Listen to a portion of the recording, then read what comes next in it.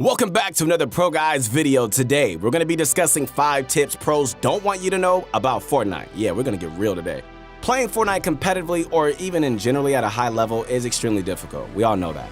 So many factors come into playing, including your motivation. Yeah, that's right. Your mindset, ability to learn from your mistakes, and so much more. That's why in this video, we're gonna be going over 5 things that you can do to advance your game and play like the pros do. Come on now. If you're excited about that, make some noise. If you're watching this video, you're trying to get better at Fortnite, right? If that's the case, head on down to ProGuys.com, not now, but like after the video, where we offer weekly up-to-date courses from pros like Mongrel, Benji, and Kaz, along with meta articles and videos to keep you guys updated on what's happening in the Fortnite scene.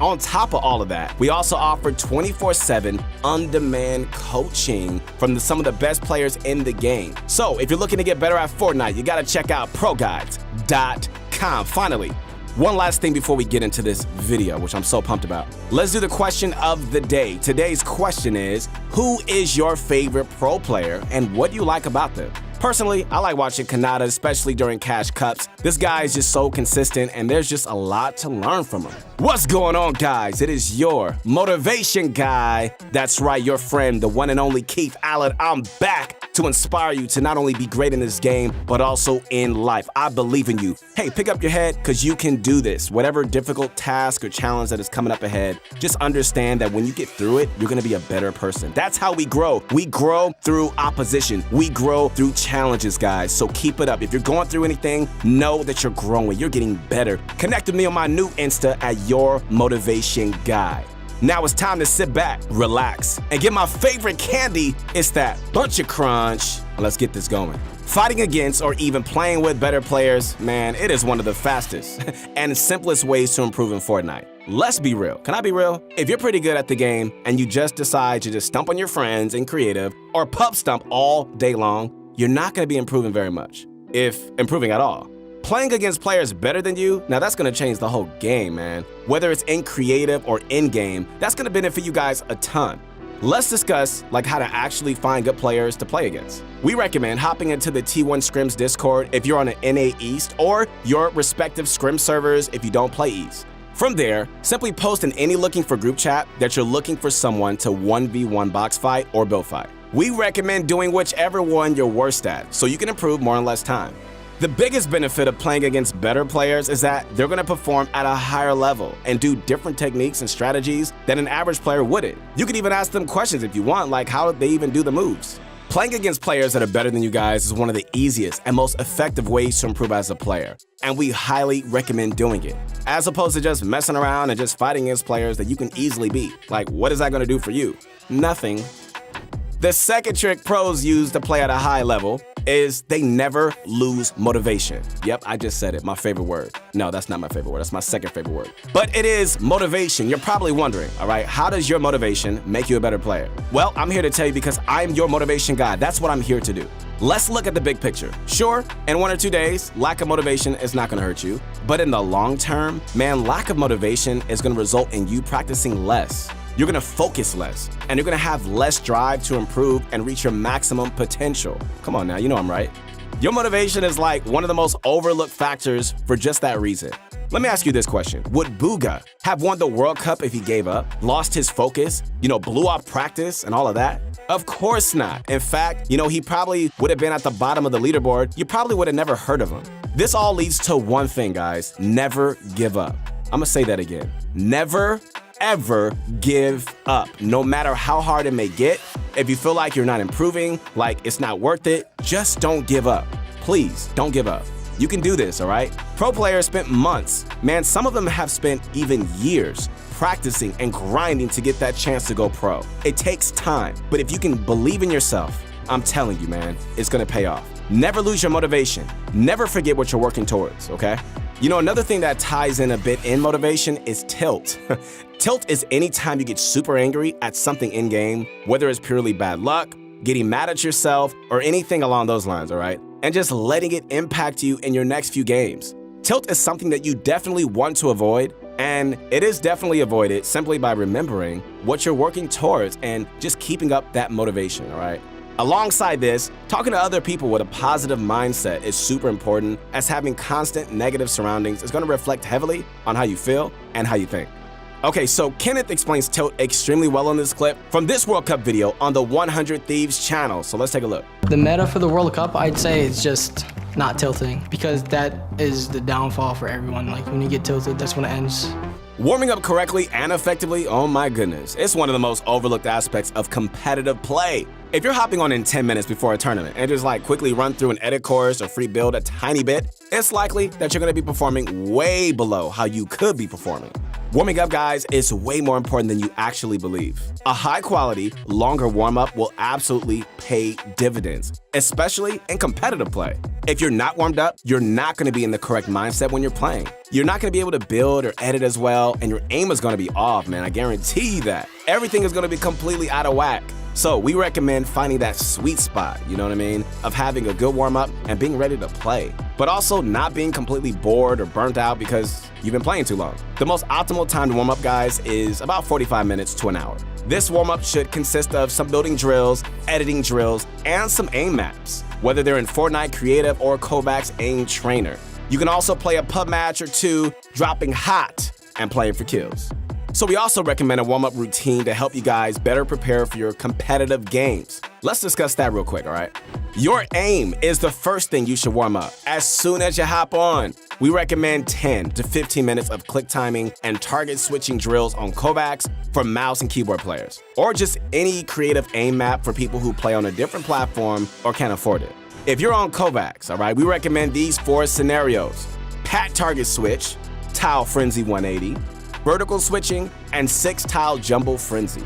Second, spend a few minutes free building and including some editing as well, all right? This is gonna give you guys builds and edits up to speed, and it shouldn't take more than a few minutes. Focus on practicing, some new, difficult techniques that you can just improve during your warm-up. Once your builds and edits are on point, we're gonna move on to the next step, 1v1s. Okay, so the final part of your warm-up should be 1v1s. You can find someone to 1v1 in any scrim Discord like Atlantis or T1, or just find a friend. We recommend a fair mix of build battles and box fights, about 10 to 15 minutes of each, depending on how much time you have, all right? This is gonna warm up all your mechanics, and it's gonna give you some good practice as well. This warm-up routine shouldn't take you more than 45 minutes to an hour, and it's gonna put you guys well on track to some good games. This might actually be the most important part of improving at Fortnite. Accepting, guys, and learning from your mistakes is a trait almost every top pro has. And honestly, it is the main reason they're so good. There's no secret formula to being amazing at Fortnite. It's simply playing against good players and learning from every mistake you make. Think about this, man. If you learn from and correct every mistake you make over and over again, like, what's gonna happen? Eventually, you're gonna make so many few mistakes as possible that you're gonna be so amazing at the game. So this comes in 2 steps: accepting that you lost, and then learning from your mistake. First, here's what I want to do. I want to talk about accepting your mistake. Instead of just thinking of a death as a loss, think of it as a win. Every time you lose, think of it as a win, because you're going to be able to look back on it and learn. That's what really matters in the long run, and I need to emphasize this, okay? Never blame RNG. If you're in shambles going in late game, all right, instead of getting mad and blaming your bad loot, figure out, why is this happening? You're not going to be consistently losing the bad RNG or bad luck unless you're doing something wrong. Sure, once in a while, you're going to get sniped from 200 meters away. And that player's going to get lucky, whoever that guy is. And it sucks, I know. But some things can be done about that. You know what I mean? Like paying closer attention to your surroundings and jumping and strafing to avoid snipes. However, there are some things that you simply can't avoid. Like if you get pushed in Storm or get horrible loot from a building and just pushed in early game. At that point, simply understand that it didn't go your way, but understand that the next game, it's gonna get better. If it happens consistently, however, then something is definitely going wrong. Now that we've gone over how to accept your mistakes, we need to learn from them. It's easy to say, darn, I lost, but it's another fight to actually learn from the mistake. Yes, I just said that word again, darn. Actually, my favorite word. We recommend either recording all your games and rewatching them later, analyzing every choice that you make, and seeing if you could have done better, or doing the same thing through replay mode. Both tools are really great, and we recommend using both methods to experience the benefits of both. Okay, so look at every single thing you do, right? Could you have done this edit better? Did you land at a bad part of your POI? Did you rotate too late? Did you let a fight take too long? Analyze every little thing about the game, all right? And focus on correcting your mistakes. All right, so let's check out a clip from Booga, the World Cup champion himself, where he talks about VOD reviewing and learning from your mistakes. I started VOD reviewing like all the way before World Cup. I VOD reviewed like every day. I watched so many other players and solos, watched so many things about people, understood the game so much more, went creative, went pubs and shit, like figured out how zones play, like analyzed my rotates, look at like every situation I put myself in, and I just try to learn from it. Like before that, I was kind of just playing the game half-ass and just like playing, and just something stupid happens, I'm just like, all right, whatever. But like I started analyzing every single mistake that happened, started fixing every one of them, and then I did insane in World Cup. So you've done everything on this list. You have high motivation now because you're listening to your motivation guy, you know what I mean? You know all the newest tricks to outplay other good players. You have a great warm-up, and you avoid tilt and learn from every single mistake, right? But you're still not improving. What's going on? You know, the only remaining solution is equipment. The last thing that can truly hold you back is poor hardware. If you're playing on a TV screen at 60 FPS on console, it's the simple truth, guys, that your skill ceiling is much lower than someone on 240 Hz with great peripherals. We're not saying, all right, just go and buy a super fancy setup with 240 Hz, because that's not always realistic. I get it. Trust me. If you can and you're dedicated enough, then go ahead, but there are easier, more budget-friendly ways to go about it as well. And I know many of you guys are not even old enough to work yet. First off, better equipment is expensive, and you have to be ready to spend if you're taking this route. We recommend looking around for low-priced PCs somewhere like Amazon, where you could find some PCs around $500 to $600 that can get consistent frame rates and good quality. As for peripherals, okay, we've covered them in a few other videos. Check out any of these videos out to learn more about some good priced peripherals. So let's do a quick recap of everything we talked about in this video. You guys ready? Here we go. First, learning advanced techniques to outplay good players is absolutely crucial, as simply outplaying them by building or editing faster is super difficult to do. Second, keeping your motivation. Everybody say motivation.